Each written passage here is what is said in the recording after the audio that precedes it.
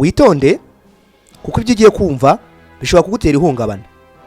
Gusa ku musozo w'iyi video uraza kumenya gereza ya mbere ku isi iteye ubwoba ifungirwamo abari n'abategarugori. Ese hariyo mu Rwanda irimo? Hariyo muri Afrika irimo? Mbere yuko twinjira ku rutonde rw'ahantu 10 habi cyane kurusha ahandi ku isi uyu munsi mu mwaka wa 2026, reka tubanze twibaza ikibazo cy'ibanze. Ese gereza ni iki mu by'ukuri? Mu buryo bw'amategeko, gereza yagakwiye kuba ahantu ho kugororera umuntu wakoze amakosa kugira ngo azagaruke mu muryango ari muzima. Ariko muri izi gereza tugiye kureba, ijambo bugororangingo ntirihaba. Haba gusa akaga, ihohoterwa, inzara. Ubusanzwe byitwa ikuzimu hano ku isi. Ese kuki abantu bafungwa? Cyane cyane abagore, imibare y'umwaka yerekana ko ibyaha byihariye bijyana muri aya mazu y'incabwenge harimo gucuruza ibiyobyabwenge, ubutekamutwe mu by'imari, cyangwa kwihimura ku makimbirane abera mu ngo. Ibi bigatuma byerekeza aba bagore ku miryango y'urupfu. Nyamara iyo bageze muri izi gereza, ibyaha bakoze biba ikibazo gito cyane ugereranyije n'ibyo bahura nabyo mu imbere. Niba witeguye kumenya ukuri kudashira, reka dutangire na gereza ya 10. Ku mwanya wa 10 tugiye mu gihugu cya Canada, aho abantu benshi bazi ko ari nk'ijuru ry'isi. Ariko imbere muri Grand Valley Institution for Women amateka arahinduka. Iyi gereza iherereye mu mujyi muri Ontario, yafunguye imiryango mu 1996. Nubwo inyuma mubona isa neza cyane, imbere ni mu kaga, ni mu bibazo byinshi. Mu 2026 iyi gereza iracyavugwaho ku kuba ahantu hagoye cyane ku bagore bafite ibibazo by'ubuzima bwo mu mutwe. Ese wari uzi ko iyi gereza ariho Ashley Smith yapfiriye mu ikasho mu mwaka wa 2007? Abashinzwe umutekano bagerageje guca mu birahure ngo bamutabare, ariko ntibyakunda. Icyo gikorwa cyashinguye imitima ya benshi, bituma iyi gereza imenyekana nk'ahantu ko kwicwa n'irungu n'ihohoterwa rya kasho. Aribyo bintu biteye ubwoba kurusha n'ibyaha aba bagore baba baregwa. Abagore benshi bafungiwe hano bavuga ko agakasho kamwe ko muri iyi gereza gashobora gutuma umusaza mu gihe gito cyane. Inyito yayo ni gereza y'abagore, abandi bakayita the house of sadness cyangwa se urugo rw'agahinda. Niba uyu mwanya wa 10 utangiye kugutera ubwoba, utangiye kugutitiza, ibaza umwanya wa 9, kuko haho noneho amategeko y'ikiremwa muntu yarirengagijwe n'abarinzi ba gereza. Iyi gereza ya Grand Valley Institution irindwa n'abacungagereza bakoresha kamera, CCTV kamera. Aba bacunga buri kimwe cyose kiri kubera muri gereza kuri kamera, maze abacungagereza bagakoresha ingufu zihagije cyane. Gereza ya 9 yitwa HM Ziteye. Iyi ni gereza ya 9 muri gereza zitinyitse ku isi zifungirwamo abari n'abategarugori. Reka twerekeze mu Bwongereza mu gace ka Cheshire. Hano niho dusanga gereza ya HM Ziteye. Iyi gereza yafunguye bwa mbere mu mwaka wa 1962, nubwo yubatswe mu mazu yahoze ari ay'imfubyi. Uyu munsi mu mwaka wa 2026 yanditse amateka y'umwijima n'urupfu ku bagore bahafungirwa. Kuki gereza iteye ubwoba? Nukubera umubare ukabije w'abagore bahafungirwa, umubare w'abagore bahapfira buri mwaka. Muri iyi gereza ihohoterwa rikorerwa abagore bafungirwayo rishingiye ku biyobyabwenge byarenze urugero. Ibiyobyabwenge byatumye abarinzi badashobora kubikontorora, bituma abafungwa bahura n'ihungabana rikomeye cyane. Hari amateka mabi y'umugore wahabyariye umwana wenyine ari mu ikasho, nta bufasha yigeze abona bwa muganga, bituma uwo mwana yitaba Imana. Ibi byatumye benshi bayita the prison of despair, bisobanura gereza y'ubwihebe. Ariko ukuri nuko uwinjiyemo wese afite ibyago byo kudasohokamo ari muzima mu mutwe. Niba utangiye kumva umubiri wawe ushishiye, ihangana, kuko gereza ya 8 tugiye kurebayo amaraso ameneka buri munsi. Gereza ya 8 muri gereza ziteye ubwoba ku isi zifungirwamo abari n'abategarugori. Twerekeje muri Leta Zunze Ubumwe za Amerika mu ntara ya Alabama. Iyi ni gereza ifungirwamo imfungwa ziba zambaye imyambaro yanditseho Alabama nk'umujyi uherereyemo iyi gereza. Aha niho dusanga gereza iteye isoni kurusha izindi zose, yitwa Julia Tutuwira Prison, ifungirwamo abagore. Iyi gereza yafunguwe mu 1942 nubwo yiswe izina ry'umugore wahafungiwe akaza kubura uburenganzira bw'ifungwa. Aha ni mbere y'umwaka wa 2026 habaye ihuriro ry'ubugome bw'indengakamere cyane. Kuki gereza iteye ubwoba? Nukubera iki imyaka myinshi yagiye ivugwaho ihohoterwa rishingiye ku gitsina rikorerwa abagore rwabafungiyeyo. Raporo nyinshi zerekana ko abarinzi b'abagabo bakoresha imbaraga z'umurengera n'iterabwoba kugira ngo bahohotere abagore bafungiweyo. Umubare w'imfungwa z'abagore baterwa amada buri mwaka niwo mwinshi mu gihugu cya Amerika. Muri iyi gereza gufunga ntibiba ari igihano gusa, ahubwo biba ari urugendo rw'umunsi ku wundi rwo guhagarara ku mubiri wawe ngo utabe igikinisho cy'abarinzi ba gereza. Nimba uyu mwanya wa 8 ukwereka ubugome bw'ikiremwa muntu, tuza reka nguteguze umwanya wa 7. Gereza ya 7 muri gereza ziteye ubwoba zifungirwamo abari n'abategarugori ku isi yitwa Hylogian Women Prison.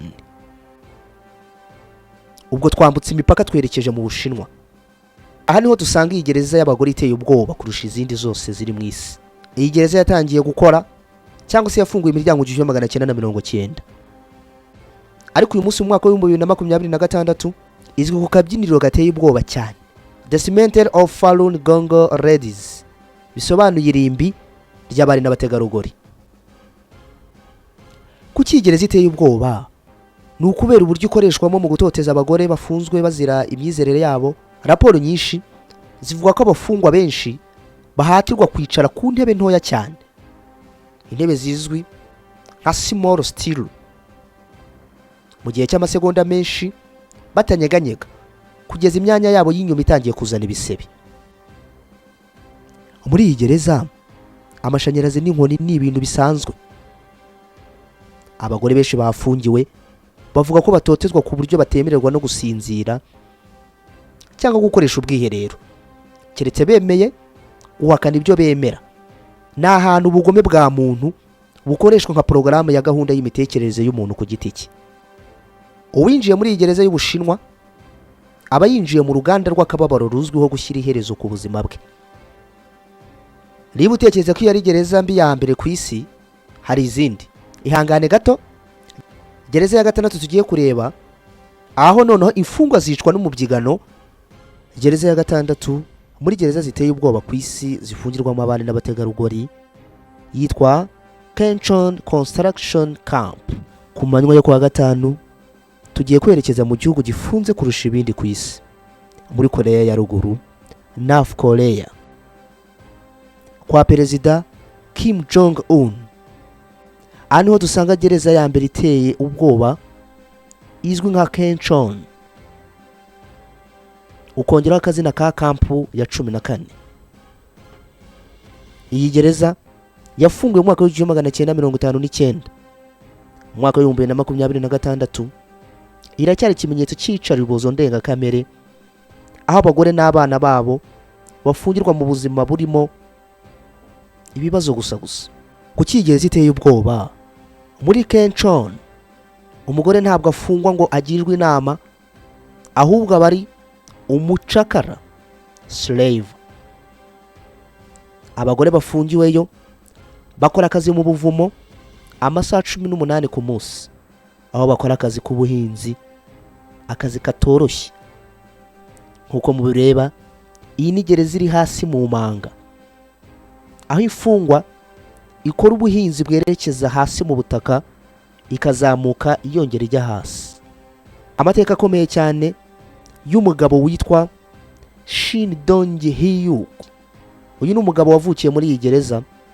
Yatanze ubuhamya avuga ko we ubwe yigeze kwibonera abagore bicwa bazira gutora ubuvungukiro bw'ubugori bwatakaye hasi. Iyi ni gereza yahawe akazina ka The Place of No Return, bisobanuye kudasubira inyuma. Muri iyi gereza amateka y'umuntu arangira ku muryango winjira, kuko abayinjiramo batabwa mu ntoki n'imirima birinzwe n'abarinzi batagira impuhwe na busa, bagakorerwa iyicarubozo kugeza bashize mu mwuka. Niba ugeze hano kumva umutima wawe utangiye gusimbuka, itegure ku mwanya wa 5, kuko tugiye kwerekeza muri gereza zirangwamo n'ubukonje, aho ubuzima bw'imfungwa y'umugore bushobora kurangira itarinjira mu ikasho. Gereza ya 5 muri gereza zifungirwamo abari n'abategarugori zitinyitse ku isi yitwa La Mesa Prison. Reka twambike imipaka twerekeze i Mexico mu mujyi wa Tijuana. Hano dusanga gereza ya La Mesa, imwe muri gereza izwiho akajagari gakomeye cyane muri Amerika y'Amajyepfo. Iyi gereza yafunguwe mu mwaka w'1956. Mu myaka yashize yaje kumenyekana cyane kuko abafungwa babana n'imiryango yabo, abagore n'abana, imbere muri kasho. Kuki iyi gereza iteye ubwoba mu mwaka w'2026? Nubwo leta yagerageje gufungura imiryango, iyi gereza iracyavugwaho akavuyo gakabije cyane k'abantu, aho yateganyije kwakira imfungwa 600, ariko ubusanga harimo imfungwa zirenga 7,000. Muri uyu mubyigano abagore bafungiwe hano bahura n'ikibazo gikomeye cyane cy'isuku nkeya ndetse n'ikwirakwira ry'indwara z'ibyorezo. Amagambo y'abariyo avuga ko hari igihe imfungwa 10 zihurira ku ikasho imwe zikararanamo, izindi zikaryama mu biziba amazi adasa neza cyane. Icyaha n'ubugome ntibiba mu imfungwa gusa, kuko n'abarinzi baho bazwiho kwakira ruswa, aho bagena ukwiye gufata ifungo n'udakwiye gufata ifunguro uwo munsi. Muri iyi gereza ya La Mesa, niba nta mafaranga ufite, ubuzima bwawe buri mu kaga, aho inzara iguhotora rwose bose babireba. Niba uyu mubyigano wo muri gereza ya Mexico La Mesa uguteye isesemi, itegure kujya ku mwanya wa 4, kuko tugiye kwerekeza muri gereza ziswe ikuzimu kuko zikozwe n'ibyuma. Gereza ya 4 iteye ubwoba ku isi yitwa Lowell Correctional Institution. Ni gereza yo muri Amerika, muri leta ya Florida. Hano dusanga gereza y'abagore nini kurusha izindi zose mu isi yitwa Lowell Correctional. Iyi gereza yafunguwe mu 1956, ariko mu 2026 si ahantu ho kugororerwa, ahubwo ni mu nzu y'icuraburindi ku mfungwa zihafungirwa. Kuki Lowell iteye ubwoba?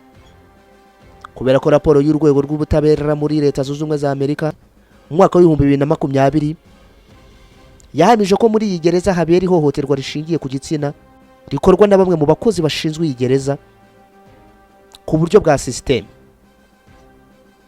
Ubugome ni bwinshi, aho hari naho abarinzi bahatira abagore kubasambanya ku ngufu kugira ngo babone impapuro z'isuku zo muri toilette, papier hygienique.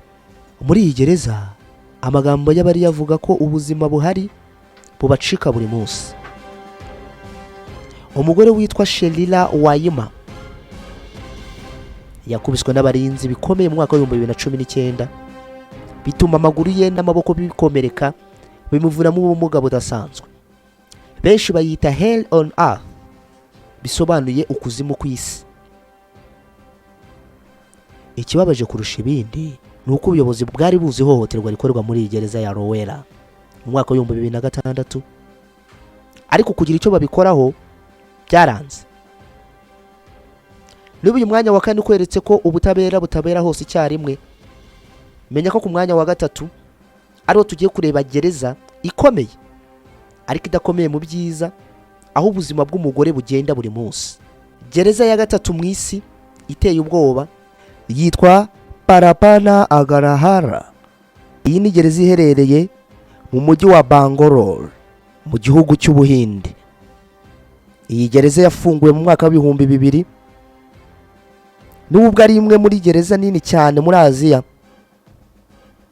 Mu mwaka w'ibihumbi 2026 izwi nka gereza y'akajagari n'ihohoterwa rishingiye ku gitsina. Aha niho dusanga gereza y'abagore iteye ubwoba cyane yitwa Parapana Prison, ariko benshi bakunze kuyita Raradiao. Hafungirwa abagororwa b'abagore benshi bafashwe bacuruza ibiyobyabwenge, ariko imibereho yabo ikaza kurangirira muri iyi gereza. Kuki iyi gereza iteye ubwoba? Ni ukubera umubyigano ukabije utarigeze ubaho mu isi. Mu cyumba cyagenewe abantu 20 hashobora kuraramo imfungwa z'abagore 80. Baryama bagerekeranye, aho iki cyumba bari isanduku yabo, ku buryo umwe agize indwara ihita ihinduka icyorezo cya gereza yose. Muri iyi gereza amazi meza yo kunywa n'ibyo kurya ntago bibonekera igihe, gusa hari indyo bamenyereweho aho bahabwa umuceri wapfuye. Abagore bafungirwa muri iyi gereza banyuzwa mu nzira yitwa the hall.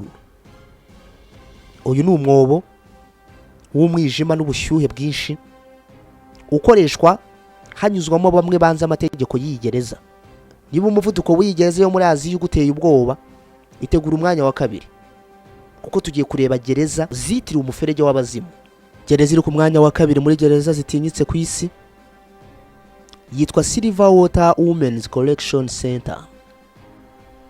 Ku mwanya wa 2 twerekeje muri Australia mu mujyi wa Sydney. Aniho dusanga gereza ya Silverwater irindirwa umutekano ukaze cyane kurusha izindi zose mu gihugu cya Australia. Gereza yafunguye imiryango mu 1970 mu mwaka wa 2026 izwi nk'irimbi ry'abazima kuko ifungirwamo abagore bakoze ibyaha by'ubwicanyi muri society. Kuki Silverwater iteye ubwoba? Ni ukubera imvururu n'ubugome buhari bukorwa hagati y'imfungwa hagati yazo, aho bamwe baba bafite ibyuma bagatera bagenzi babo. Muri iyi gereza ya Silverwater, niba utari umunyembaraga uba uri mu kaga kugirwa umushumba w'izindi mfungwa. Ni ahantu amategeko ya gereza akora hanze gusa, ariko imbere nta tegeko rikurikizwa. Mbere yuko tugera kuri gereza ya mbere, niba utarakanda subscribe, kanda subscribe kandi ntibibagirwe gukanda like. Gereza ya mbere itinyitse ku isi ifunga abari n'abategarugori mu rutonde rwacu rw'uyu munsi rwa gereza 10 zitinyitse ku isi yitwa Metro State Women's Prison. Nuko rero ubwo turagarutse dusubiye muri Leta Zunze Ubumwe za Amerika ku mwanya wa mbere, ahantu habaye amateka y'icuraburindi ku buryo na leta yaje gufata umwanzuro wo gufunga iyi gereza kubera ubugome bw'indengakamere bwakorerwagamo. Iyi gereza yafunguwe mu mwaka w'1980. Mu myaka 31 gusa yamaze ikora yamenyekanye cyane nka the most dangerous place for women, ahantu habi cyane ku mugore wese ku isi. Kuki ariyo ya mbere? Ni ukubera ko muri iyi gereza abagore bafunzwe batotezwaga mu buryo bukomeye cyane budasanzwe. Raporo nyinshi zashyizwe hanze mu mwaka wa 2006 zerekanaga ko abarinzi babo bakoreshaga ibyuma bitandukanye bicomeka ku mashanyarazi, aho babikubitishaga ku bitsina by'abagore bafungiye muri iyi gereza. Ibi byaje gutuma rero leta ya Amerika ifata umwanzuro wo gufunga iyi gereza. Kugeza uyu munsi abagore bafungiye muri iyi gereza niyo bafasha gatotsi cyangwa bagiye gusinzira, amajwi y'abatarashoboye gusohoka muri iyi gereza bazamo. Urakoze cyane kuba ukurikiranye urutonde rwa gereza 10 z'abagore ziteye ubwoba kurusha izindi mu isi kugeza mu mwaka wa 2026. Ibi bintu twumvishe cyangwa wumvishe bitwereka ko ubugome bw'abantu ushobora kurenga imbibi iyo nta butabera n'impuhwe bubonetse. None reka nkwibarize, niye gereza muri izi yaguteye ubwoba? Twandikira muri comment utubwire igitekerezo cyawe. Kandi niba ukunze iki kiganiro kanda like, usangiza abandi iyi video. Niba utarakanda subscribe, kanda subscribe. Twitwa Isaya None TV, nge nitwa MM. ibihe byiza.